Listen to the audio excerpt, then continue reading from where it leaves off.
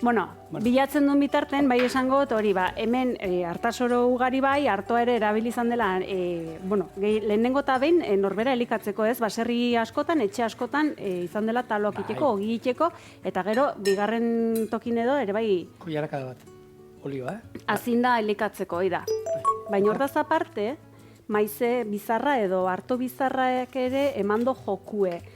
Lehenengo eta behin sendabelar bezala, gernu aparatuko infekziotarako, batipat, hoi etxen ikusi izan du, nik hoi amonangatik eta jasoa dauket, eta gero, zigor, zuk lehen esan duzu. Nik harto bizarrak erretziana hori entzun dauket. Tabako moduan. Tabako moduan.